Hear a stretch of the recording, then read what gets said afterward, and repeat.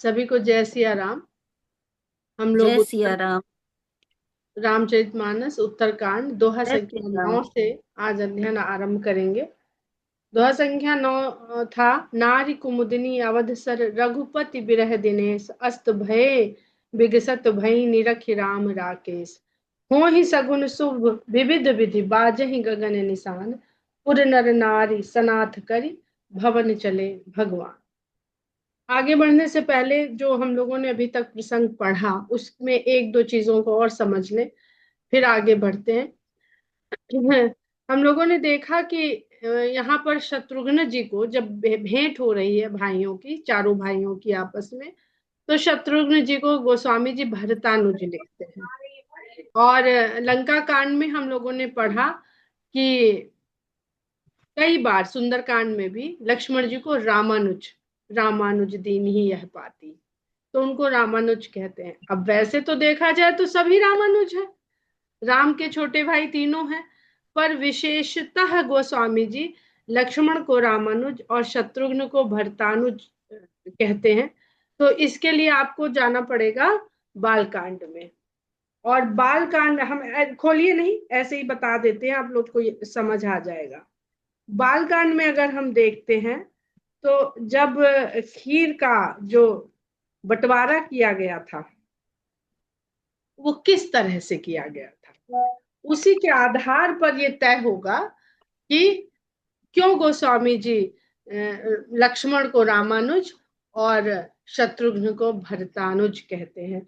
तो वहां पे ऐसे गोस्वामी जी ने इस तरह से प्रसंग को लिखा है कि जो हवि हवि भविष्य अन्न, जो यज्ञ के द्वारा अन्न का जो प्रसाद था, वो जब उनको प्राप्त हुआ अग्निदेव के द्वारा, तो उसके दो भाग किए। आधा भाग उन्होंने कौशल्या माता को दे दिया और आधा जो बचा, तो अब इसको अगर हम गणित से समझे तो 1/2, 1/2, 1/2 उन्होंने कौशल्या माता को दे दिया। अब बचा 1/2, तो 1/2 के फिर दो भाग किए, तो अब 1/4, 1/4 हो गया। ये जो आधा बचा, तो जो 1/4, 1/4 हो गया, उसमें से उन्होंने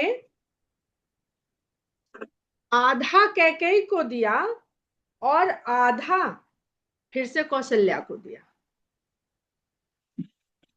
आधा कैकेयी को दिया और आधा कौशल्या को दिया।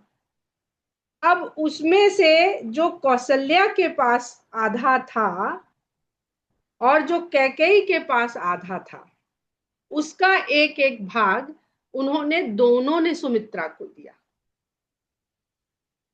तो जो कौशल्या ने जो भाग दिया वो कौशल्या के द्वारा सुमित्रा तक पहुंचा। अब इसको आपको जिस तरह भी आपके समझ में आता हो उस तरह से आप समझिए।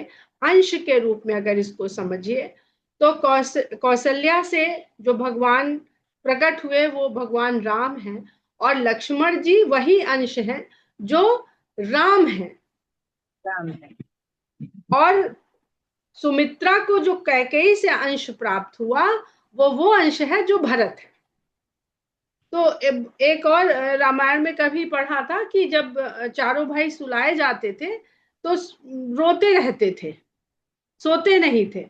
तो लक्ष्मण जी को राम के पास लिटा दिया जाता था और शत्रुघ्न जी को भरत जी के पास लिटा दिया जाता था, तो शांति से प्रेम से सो जाते थे। क्योंकि वो संसार में आपको अलग अलग दिख रहे हैं पर वास्तव में वो एक ही है। इसलिए लक्ष्मण जी को ही रामानुज कहा गया है और शत्रुघ्न जी को भरतानुज कहा गया। तो यहाँ पर हम देखते हैं तो पूरी संख्या बनती है 1/2, फिर 1/4 और 1/8, 1/8। किस तरह से अंश का डिवीजन हुआ आप इसको समझ जाएंगे। 1/2 कौशल्या के पास, 1/4 कैकेयी के पास, और 1/4 जो और बचा उसके फिर दो भाग किए गए, तो 1/8 और 1/8। तो जब इसको जोड़ेंगे आप भिन्न के नियम से तो ये पूर्णांक 1 बन जाएगा, कहीं कोई गड़बड़ नहीं होती है। तो ये तो जो जितने भी प्रश्न आते हैं कि वो सहोदर क्यों हैं और वो एक ही पुत्र क्यों हैं, वो ये सब जब आप इस तरह से तथ्यों को समझेंगे तो समझ में आती है बात की क्या गोस्वामी जी किस बात को कहना चाह रहे हैं। अंश के रूप में भी है, भाव के रूप में भी है। जैसे मीरा पाणी जी ने बताया कि सहोदर वो समुद्र के भीतर क्षीर सागर में जब सब कुछ भगवान के भीतर समा जाता है तो शेष और विष्णु इस रूप में वो वहां विराजमान रहते। और हमने पहले भी बताया कि जो गर्भ का जो द्रव होता है जिसमें शिशु रहता है, गर्भस्थ शिशु रहता है, तो वो जो द्रव्य होता है गर्भ के अंदर उसकी क्षारकता और जिसको हम खारापन कहें, वो खारापन और समुद्र के जल का खारापन एक ही होता है।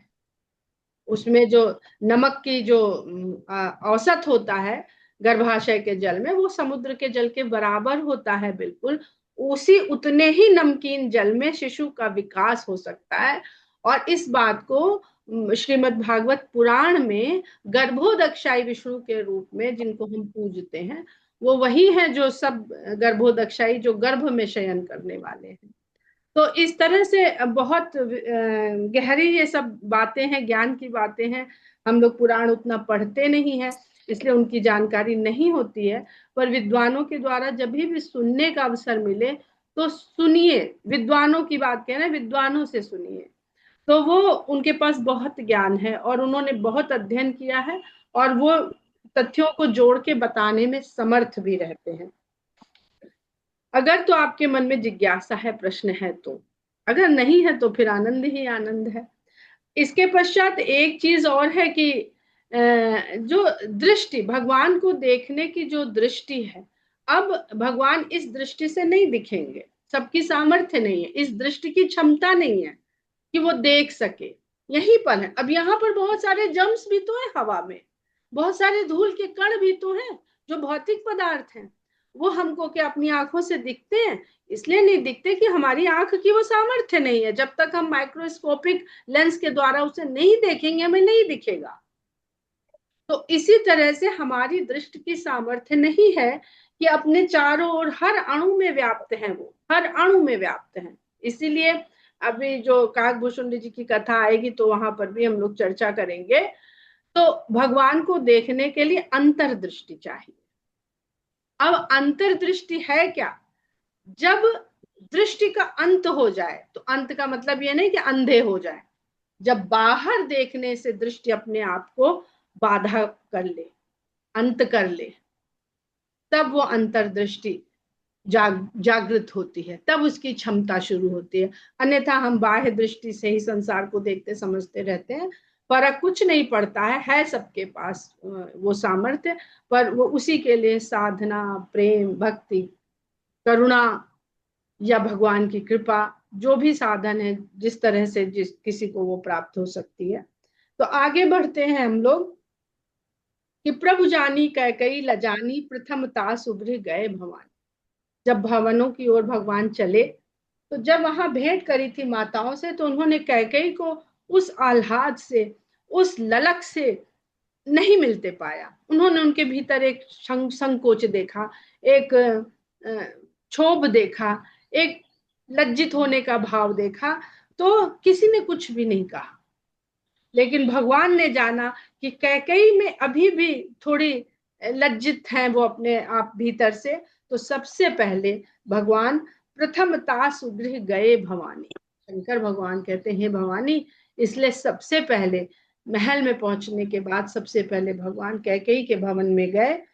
ताहि प्रबोधि बहुत सुख दीना, और उनको ज्ञान दिया, बोध नहीं कराया, उनको परम बोध प्रदान किया, परम ज्ञान प्रदान करके उनको बहुत प्रकार से सुख दिया। गोस्वामी जी ने यहाँ पर नहीं लिखा है क्योंकि गोस्वामी जी चाहते हैं कि कैकेयी का जो चरित्र है, कैकेयी का जो व्यवहार है, कैकेयी के व्यवहार के द्वारा, उसके दोषों के द्वारा वो संसार को जो सीख देना चाहते हैं वो सीख ही संसार सीखे। अगर उसको वो यहाँ महान बना देंगे तो फिर जो मनुष्य को सीख देने का प्रयास है भगवान की लीला का, वो गुप्त न रह के उजागर हो जाएगा। जानने वाले जानते हैं ना कि राम कीन्ह चाहई सोई होई करे अन्यथा अस नहीं कोई। पर ये कह के हम किसी की हत्या, किसी का वध करते नहीं फिर सकते हैं कि भाई हम थोड़ी चाह रहे थे, भगवान चाह रहा था इसलिए मेरे हाथ से करा दिया। तो गोस्वामी जी ने बहुत सोच समझ करके चरित्र के उतना ही चरित्र का बखान किया है जो कलयुग में मनुष्य जिससे कुछ सीख सके और अपने आचरण को संभाल सके। पुनि निज भवन गमन हरि कीन्हा। अब देखिए तो कैकेयी के भवन को गृह लिखते हैं। जो गृह है, गृहिणियां बस इसी में फंसी रहती हैं, मेरा तेरा, हमको ज्यादा कम मिला, उनको ज्यादा मिला। तो उस गृह के, गृह भवन से भी एक संकुचित स्थान देता है आपको।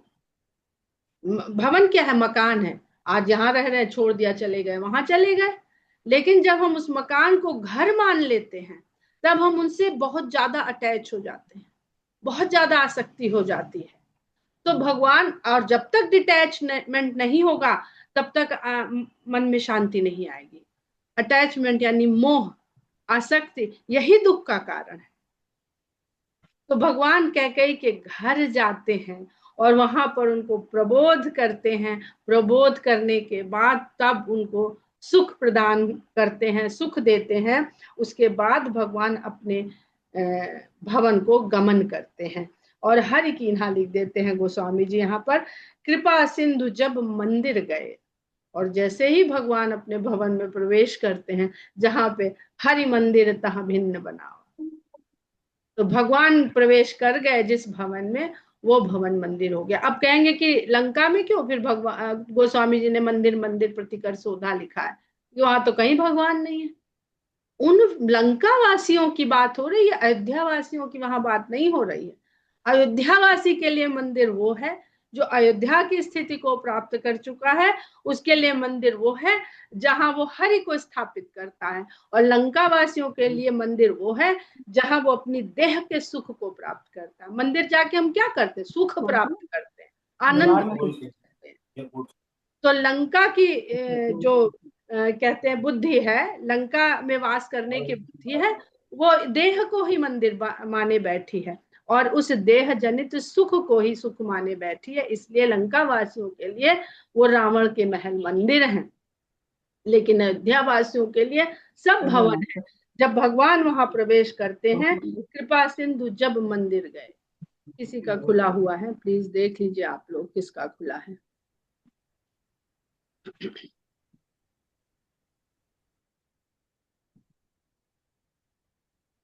पुर नर नारी सुखी सब भय। सारे नगर के स्त्री और पुरुष सुखी हो जाते हैं।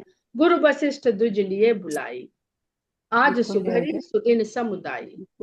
उसी समय वशिष्ठ मुनि ब्राह्मणों को बुलवाते हैं और कहते हैं कि आज सुंदर घड़ी और सुंदर दिन दोनों का मिलन हो रहा है। जो मुहूर्त है वो दिन के हिसाब से और घड़ी के हिसाब से दोनों समुदाय अच्छे योग बैठ रहे हैं। सब द्विज देहु हरसि अनुशासन, रामचंद्र बैठे सिंहासन। सभी ब्राह्मणों से कहते हैं कि आप लोग हर्ष के साथ आज्ञा दीजिए और रामचंद्र को सिंहासन पर बैठाया जाए। मुनि वशिष्ठ के वचन सुहाए, सुनत सकल विप्रन अति भाए। वशिष्ठ मुनि के ये वचन सुनकर के सभी ब्राह्मण बहुत प्रसन्न होते हैं, उनके मन को बहुत अच्छी लगती है गुरु वशिष्ठ की ये बात। कहा ही बचन मृदु विप्र अनेका, जग अभिराम राम अभिषेका। अब मुनिबर विलंब नहीं कीजय, महाराज कह तिलक करी जय। ब्राह्मण लोग बड़े कोमल और मधुर वाणी में कहते हैं कि राम का अभिषेक ही जगत को अभिराम देने वाला है। एक तरफ तो ठीक है, सुदिन सुघड़ी सब कुछ है, लेकिन राम का जब अभिषेक होगा तो जगत स्वयं आनंद को प्राप्त करेगा, वही संसार का सच्चा आनंद है। अब यहाँ पर अगर अभिराम शब्द को देखें, जो गोस्वामी जी बहुत प्रेम से प्रयोग करते हैं भगवान राम के लिए, तो भगवान राम रमते भी हैं सब जगह और भगवान राम में भी सब रमते हैं। काकभूषुंडी के प्रसंग में इसको हम लोग और अच्छे से समझेंगे। तो जहां पर अभिराम कृष्ण को भी बहुत कहा जाता है, तो कहाँ क्या आनंद है पूरी तरह से, जहां पर सब अपने आप को मान लें कि वो राम में बस गए। अगर राम सब जगह बसेंगे तो कोई शायद छूट जाए, लेकिन सब जाके राम में बस जाए, पूरा संसार जगत ही राम में बस जाए, तो फिर कोई छूटेगा नहीं, वहां भी नहीं छूटेगा। पर वहां व्यक्ति को बोध होना पड़ेगा कि यहाँ पर राम बसे हैं कि नहीं बसे। वो बसता सबके अंदर है, कोई मानता है कोई नहीं मानता है, जानता तो कोई भी नहीं है, जानना तो बहुत कठिन है उसको। अब मुनि बर विलंब नहीं कीजिए। तो ब्राह्मण लोग कहते हैं, मुनिश्रेष्ठ अब किस कारण विलंब करना है, अब महाराज का शीघ्र ही तिलक करना चाहिए। तब मुनि कहे सुमंत्र सन, सुनत चले हर्षाई, रथ अनेक बहुबाज गज तुरंत संवारे जाई। तब वशिष्ठ मुनि सुमंत्र जी को बुलवाते हैं और उनसे बड़े हर्ष के साथ कहते हैं। अब वो जरा बाल कांड, अयोध्या कांड के उस समय को सोच लीजिए, तब आपको इस हर्ष की अनुभूति का आनंद आएगा। यही ऐसा ही समय था, ऐसे ही सब कुछ हो रहा था। और सुमंत्र जी को बुलाते हैं और सुनते ही वशिष्ठ मुनि का ये वचन सुनते ही हर्ष के साथ सुमंत्र चल पड़ते हैं और अनेक प्रकार के रथ, घोड़े, हाथी सबको सजाने का आदेश दे देते हैं। जहां तहाँ धावन पठई मुनि मंगल द्रव्य मंगाई, हरस समेत वशिष्ठ पद पुनि सिर नायो आई। और धावकों को इधर उधर सब तरफ दौड़ा देते हैं, भेज देते हैं मंगल सामग्री को इकट्ठा करने के लिए। और तुरंत आकर के वशिष्ठ जी को हर्ष के साथ उनके शीश नवा देते हैं आकर के कि सब इंतजाम हो गया। अब वही जो हम लोग कल बात कर रहे थे कि इंतजाम व्यवस्था, तो समय आ गया है तो व्यवस्था तो सब करके तैयारी रखी ही गई है कि राम आएंगे, फिर उनका राज्याभिषेक होगा। पर वो सामान एकत्र करना है, इसलिए फटाफट हो जाएगा सब कुछ। अवधपुरी अति रुचिर बनाई, देवन सुमन वृष्टि झरिलाई। अयोध्या नगरी को बहुत सुंदरता के साथ सजाया गया और देवताओं ने पुष्प वर्षा की झड़ी लगा दी। राम कहा सेवकन बुलाई, प्रथम सखन अनुभाव जाई। राम ने सेवकों को बुलाया और उनको यह आदेश दिया कि सबसे पहले मेरे सखाओं को नहलाइए जा करके। सुनत बचन जह तह जन धाये, सुग्रीवादि तुरत अनुवाये। राम का इतना वचन सुनते ही सब चारों ओर दौड़ पड़े और सुग्रीव आदि सभी उनके सखा लोगों को स्नान करवाया। पुनि करुणा निधि भरत हकारे, निज कर राम जटा निरुआरे। अनवाये प्रभु तीन उभाई, भगत बछल कृपाल रघुराई। उसके बाद करुणा निधि राम ने भरत को बुलवाया और अपने हाथों से भरत की जटा को राम ने सुलझाया। इस दृश्य की कल्पना करिए कि भरत जी बैठे हुए हैं, जटा क्योंकि उसमें बरगद का दूध लगा के जटा बनाई जाती है, उसको सुलझाना कितना कठिन काम है। भरत जी की उन जटाओं को भगवान राम अपने हाथ से सुलझा रहे हैं। इसका आध्यात्मिक पक्ष क्या है कि भरत जैसा भक्त, जिसने इतनी भक्ति और इतने प्रेम के बाद भी उलझनों का एक बोझ अपने सिर पर लाद रखा है कि पता नहीं ये, कि पता नहीं वो, पता नहीं लौटेंगे कि नहीं लौटेंगे, पता नहीं हमको कपटी मानेंगे कि पता नहीं हमको भक्त मानेंगे, अपना दास मानेंगे। तो ये जितनी उलझने उन्होंने अपने सिर पे लाद रखी हैं, उनको भगवान अपने हाथ से सुलझाते। तो जीवन की इन उलझनों को जो हमने अपने शीश पर धारण कर रखी हैं, उनको भगवान राम स्वयं सुलझाए बैठ करके, तो वो उलझने फिर कहाँ रह जाने वाली हैं। बहुत सुंदर प्रसंग है। राम और भरत का प्रेम बड़ा ही सुंदर है। यहाँ पर चलिए आगे बढ़ते हैं, वो बात फिर करेंगे आगे। अनवाये प्रभु तीनों भाई, फिर भगवान तीनों भाइयों को स्नान खुद करवाते हैं। भगत बछल कृपाल रघुराई, क्योंकि भगवान भक्त वत्सल हैं, कृपालु तो हैं लेकिन भक्तों को बच्चे के समान प्यार करते हैं, भक्त वत्सल, जैसे उनके बच्चे हों। भरत भाग्य प्रभु कोमलताई, शेष कोटि सत सकहि न गाई। भरत का भाग्य और भगवान की ये कोमलता, ये स्वभाव की कोमलता, इसको 100 करोड़ शेष भी गा नहीं सकते। 100 करोड़ यानी 1 अरब। अब यहाँ पर हम देखते हैं कि शेष लक्ष्मण जी हैं। तो अगर भरत जी प्रेम है कल ही हम लोग पढ़ रहे थे कि भरत और राम का मिलन जो हो रहा है वो ऐसा लगता है प्रेम और श्रृंगार आपस में मिल रहे हैं। तो भरत जी अगर प्रेम है, लक्ष्मण जी शेष हैं, और भगवान ज्यादातर समय, हमें तो नहीं याद पड़ता है कि उन्होंने कहीं पे ये कहा है कि हम तुम्हें लक्ष्मण की भांति प्रेम करते, भरत की भांति, या लक्ष्मण ते दूना एक जगह कहा है उन्होंने, लक्ष्मण ते दूना। अब ये, इसमें भी अगर हम संख्या के भाव से इसको समझने का प्रयास करें तो शेष का गणना करना या दूना, वो भी अनंत है। शेष कभी कोई एक पूर्ण संख्या हो ही नहीं सकती, उसमें कुछ ना कुछ शेष रहेगा। तो जो उसका दूना हो, तिगुना हो, चौगुना हो, अनंत है। तो इस संसार में भगवान के प्रेम को तो वो भी परिमाण के लायक नहीं है, लेकिन प्रेम किया जा सकता है भगवान से, और प्रेम सदा शेष रहता है। हम चाहे वो, हम संसार में प्रेम करते हैं, अगर पूर्ण प्रेम की प्राप्ति हमें संसार में हो जाए तो शेष की आवश्यकता नहीं है। लेकिन शेष रह जाता है संसार में, जिससे भी प्रेम करिए, तभी तो कभी ना कभी क्षोभ होता है, कभी दुख होता है, कभी क्रोध होता है। अगर पूर्ण प्रेम हो जाए तो ये शेष का काम ही न रह जाए। तो संसार के लिए शेष कितना आवश्यक है। लेकिन जब भगवान राम से प्रेम हो जाता है तो वो परिमाण से रहित होते हुए भी शेष भी उसमें मिल जाता है। जब शेष भी उसमें मिल गया तो जितना भी शेष था वो जब उसके साथ हो गया तो वो पूर्ण हो गया। लेकिन जब वो अलग है तो वो शेष की अवस्था को प्राप्त रहता है। और जो प्रेम है भगवान का और भक्त का, इसको ये शेष भी नहीं कह सकता है।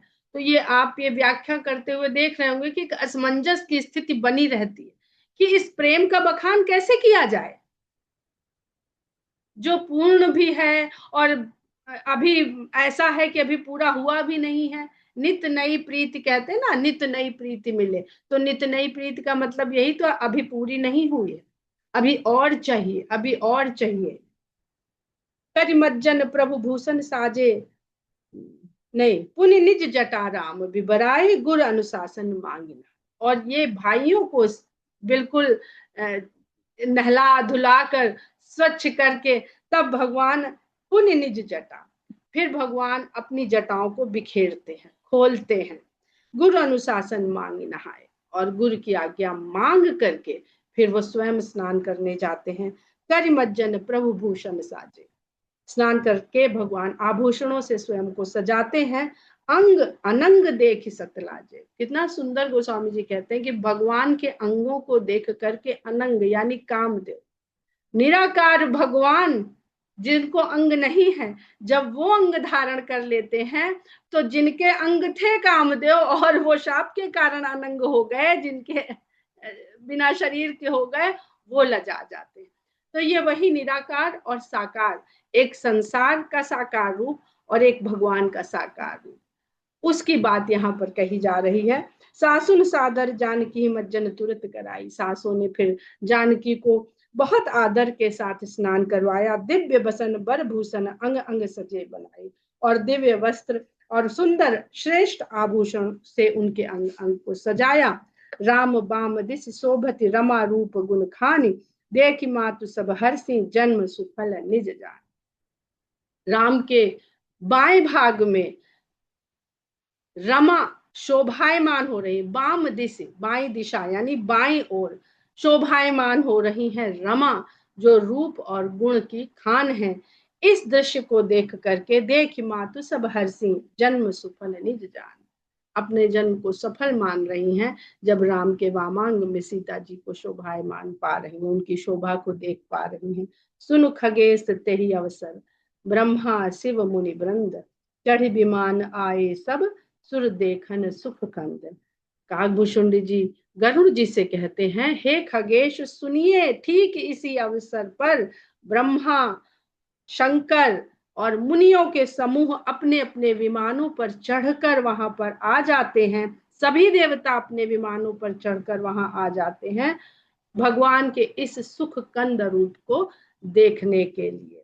अब यहाँ पर अगर आप देखते हैं कि राम बाम दिस शोभति रमा, तो बालकांड में याद करिए वो प्रसंग जब मनु और शत्रुपा तपस्या कर रहे हैं भगवान के दर्शन के लिए।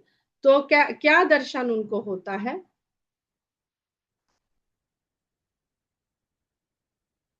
गोस्वामी जी वहां पर लिखते हैं, कहते हैं, अगर खोल सकते हैं तो 147 बालकांड में।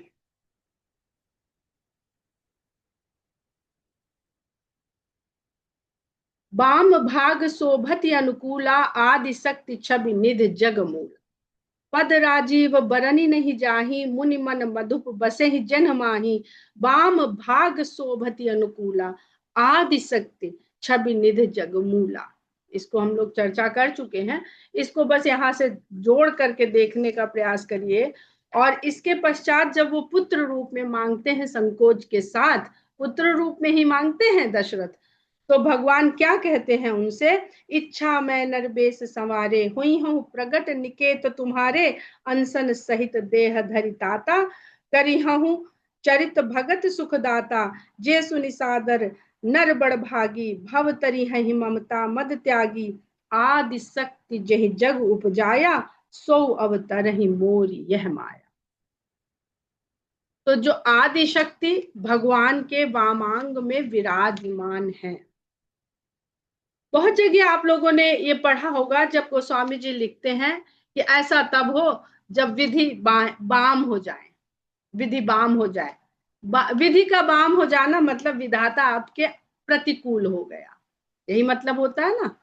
दाहिने होना मतलब अनुकूल और बाएं होना मतलब प्रतिकूल हो जाना। अब सीता माता आदि शक्ति रमा, राम और रमा की खूब चर्चा हम लोगों ने बालकांड में करी और आगे अवसर मिला तो बालकांड में ही करेंगे। आदिशक्ति भगवान के वाम अंग में विराजमान है, सुशोभित है और भगवान कहते हैं वो भी मेरे साथ अवतरित होंगी।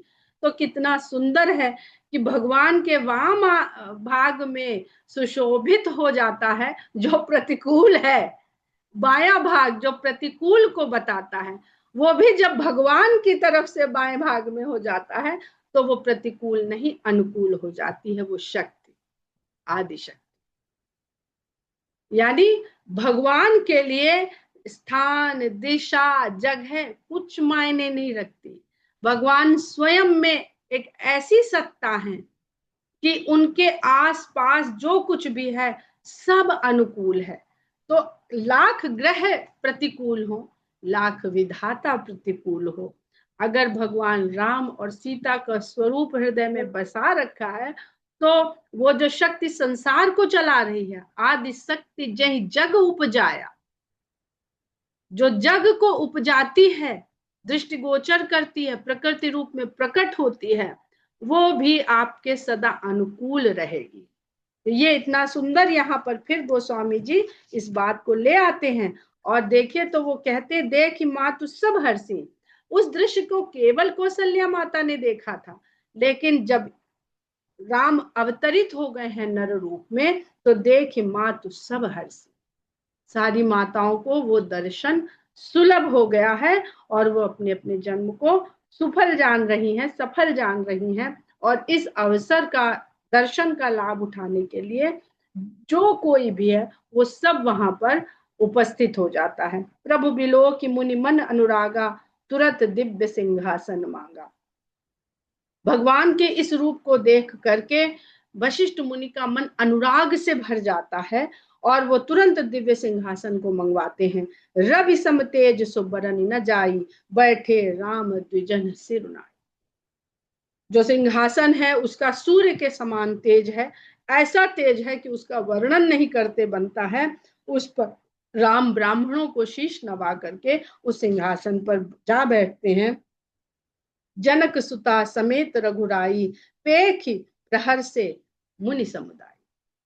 सिंहासन पर जनक सुता के साथ जब राम विराजमान होते हैं तब इस दृश्य को देख करके मुनियों का समुदाय परम हर्षित हो जाता। मुनि समुदाय लिखते हैं क्योंकि भगवान के स्वरूप का दर्शन सबसे पहले मुनियों को होता है। मुनि जो मनन करते हैं, जो अपने मन में सदा मनन करते रहते हैं, मनन करते करते करते करते मुनि बनते हैं। और मनन कैसा? अंतर्दृष्टि का मनन, अंतर्दृष्टि से जो दर्शन होता है। और पेखी शब्द देखिए तो पेखी का मतलब देखना। आप लोग प्रेक्षण, प्रेक्षण जो शब्द होता है ना संस्कृत का, वो उसी का ये तद्भव है, पेखी, पेखना। वेद मंत्र तब द्विजन उचारे, नभ सुर मुनि जय जयति पुकारे। भगवान के इस प्रकार विराजमान होते ही वेद मंत्र तब द्विजन उचारे, ब्राह्मण लोग वैदिक मंत्रों का उच्चारण करने लगते हैं। और नभ सुर मुनि जय जयति पुकारे, नभ में देवता और मुनि लोग भगवान की जय जयकार करने लगते हैं। प्रथम तिलक वशिष्ठ मुनि की नहा, पुनि सब विप्रन आय सुदीन। सिंहासन पर विराजमान भगवान राम का सबसे पहला तिलक वशिष्ठ मुनि साजते हैं और उसके बाद सभी ब्राह्मणों को आज्ञा देते हैं। इस दृश्य को देख करके सुत बिलो की हर्षी महतारी बार बार आरती, माताएं हर्षित हो जाती हैं और बारंबार भगवान सिंहासन पर विराजमान, अयोध्या, अयोध्या में भी सिंहासन, और सिंहासन पर भी विराजमान राम और सीता, उसकी आरती उतारी जा रही है। विप्रन दान विविध विधि दीन है, जाचक सकल अजाचक कीन है। सिंहासन पर त्रिभुवन साई, देख सुरन दुंदुभी बजाई।